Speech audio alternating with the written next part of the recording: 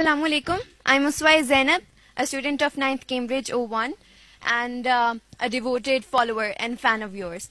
تو یہ ہے میرا سوال کہ آپ اپنی ہر تقریر، ہر خطاب میں یوتھ کو کہتے ہیں کہ ہمیں جاننا چاہیے اور پڑھنا چاہیے، اسٹڈی کرنا چاہیے کہ اسلام کیا ہے، سیرت النبی صلی اللہ علیہ وآلہ وسلم کیا ہے، ریاست مدینہ کیا ہے، ہمارے اسلاف کے طریقے کیا ہیں.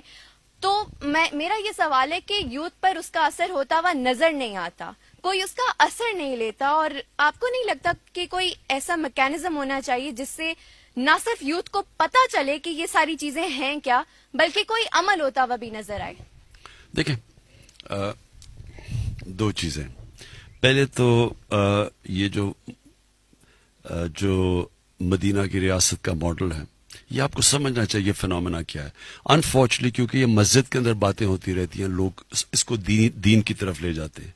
یہ ایکچولی جو قرآن ہے وہ آپ کی وہ ایک وے آف لائف ہے، اور ساری چیزیں قرآن میں اللہ نے لکھا ہوا ہے آپ کی بہتری کے لیے.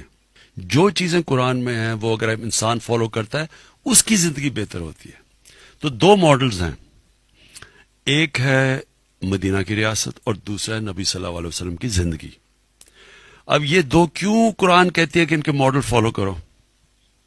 قرآن کہتی ہے نبی کے ان کی زندگی سے سیکھو، ان کی زندگی سے، اور پھر ان کی سنت اس پہ چلو. وہ اس لیے کہ دنیا کی تاریخ میں یہ دونوں سب سے سکسیسفل ماڈلز ہیں. آج جو مدینہ کی ریاست تھی وہ بیسز بنی تھی دنیا کا سب سے عظیم جو مسلمانوں کا سویلائزیشن تھا، وہ بیس ہوا تھا مدینہ کی ریاست پہ، اور وہ ماڈرن پرنسپلز پہ بنی تھی. ویلفیئر اسٹیٹ، یہ پہلی دفعہ کانسیپٹ آیا تھا. رول آف لا، سارے قانون کے سامنے ایک برابر، کوئی ریشل ڈسکرمنیشن نہیں تھی. آخری خطبے میں نبی صلی اللہ علیہ وسلم نے کہا سارے انسان چاہے جو مرضی آپ کا رنگ ہو ایک ہیں. یعنی وہ ایک ماڈرن ریاست تھی. سب عورتوں کو رائٹس دیے گئے، غلاموں کو آزاد کیا گیا. یہ سب ماڈرن کانسیپٹس ہیں. ٹالرنس، ریلیجس ٹالرنس ہے. یہودی کیس کی جاتا ہے خلیفہ وقت کے سامنے، انتھنکیبل آج بھی. تو وہ سب ماڈرن کانسیپٹس ہیں، اور وہ بیسس بنا ایک ٹوٹے پھوٹے جو یعنی جن کی کوئی حیثیت ہی نہیں تھی عربوں کی، دو سپر پاورز کے سامنے وہ اٹھ کے دنیا کے لیڈرز بن گئے. اور یہ کتنی تیز بنے، یہ بھی آپ کو سمجھنا چاہیے کہ یہ ہیومن ہسٹری ہے، یہ میتھولوجی نہیں ہے. یہ 625 میں بدر کی جنگ ہوئی، 313 مسلمان. 636 میں 11 سال کے بعد رومنز کو انہوں نے بیزنٹائن ایمپائر کی شکست ہوئی یارموک کے اندر.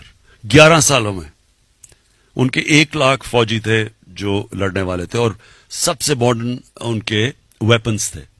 اور دوسری چیز، نبی صلی اللہ علیہ وسلم کی زندگی دنیا کی تاریخ میں کسی انسان نے اچیو کیا ہی نہیں جو انہوں نے کیا. کبھی ایسا انسان کی کوئی اچیومنٹ ہے ہی نہیں آج تک.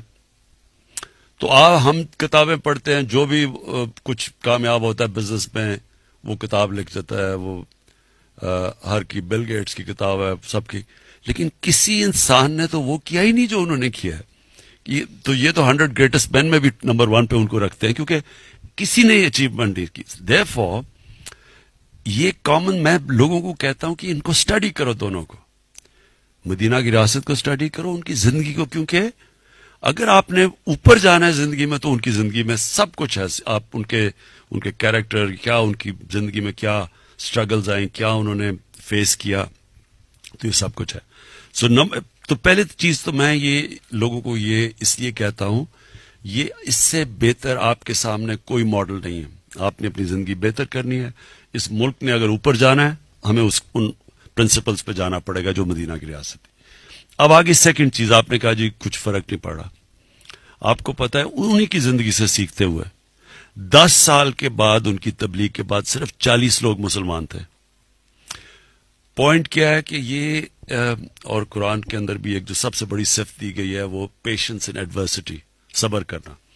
آپ کوشش کرتے رہتے ہیں. پلیز ایک چیز یاد رکھنا، یہ ہمیشہ ایک چیز یاد رکھنا، آپ نماز میں صرف ایک چیز مانگتے ہیں، اللہ مجھے ان کے راستے پہ لگا، راستے پہ لگا. پلیز یہ یاد رکھنا بار بار.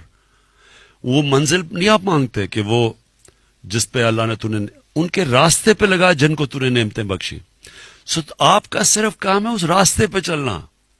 کامیابی اللہ دیتا ہے. میں کتنی دفعہ آپ کو کہتا تھا جب سارے ہمارے بےچارے گھبرائے ہوئے ہوتے تھے کہ اب تو کوئی چانس نہیں. عمران غزالی ڈرا ہوتا تھا کہ جی اب کیا ہوگا، اب تو جی یہ ہو گیا وہ ہو گیا. میں آپ کو کہتا تھا کہ انسان کے ہاتھ میں اللہ نے صرف کوشش دی ہے، نیت وہ جانتا ہے، کامیابی تو وہ دیتا ہے. یہ تکبر ہے جب انسان سمجھتا ہے کہ جی میں جیت گیا. جتانا تو اس نے ہے، کوشش آپ کے ہاتھ میں ہے. سو دیکھیں ہم یہ ایک ملک کا ایک بڑے ٹیسٹ سے گزر رہا ہے. یوتھ کے لیے بڑا ٹیسٹ ہے، بے روزگاری ہے، اکانومی نہیں ابھی چل رہی. لیکن یہ ایک حصہ ہوتا ہے زندگی کا، اونچ نیچ زندگی کا حصہ ہے. آپ نے لوگوں کو یہ بتانا ہے. جب یہ لوگ جو انسان ہوتا ہے نا، ایک چیز یاد رکھیں، ہارتا کب ہے انسان؟ ہار کبھی انسان کو نہیں ہراتی. ہارتا انسان تب ہے جب کہ ڈاؤن سوئنگ کے اندر وہ ڈیمورلائز ہو کے ہار مان جاتا ہے. جب تک وہ ہار نہیں مانتا وہ امپاسبل سچویشن سے آ کے جیت جائے گا. جب تک وہ ہار کے ڈائنامک سمجھتا ہے کہ یہ برا وقت آیا ہے، اس سے ہر فیلئر آپ کے لیے آپ کو سکھاتا ہے چیزیں. فیلئر سب سے بڑا ٹیچر ہوتا ہے. آپ سول سرچنگ سیکھتے ہیں، اور جب وہ اپنی غلطیاں دور کرتے ہیں اور تکڑے ہو کے واپس آ جاتے ہیں. یہ ہے زندگی کا سائیکل. تو اس سے گھبرانا نہیں چاہیے کہ ابھی نہیں لوگ آ رہے ہیں، تھوڑی دیر میں آ جائیں گے، 2 سال میں آ جائیں گے، 3 سال میں آ جائیں گے. جی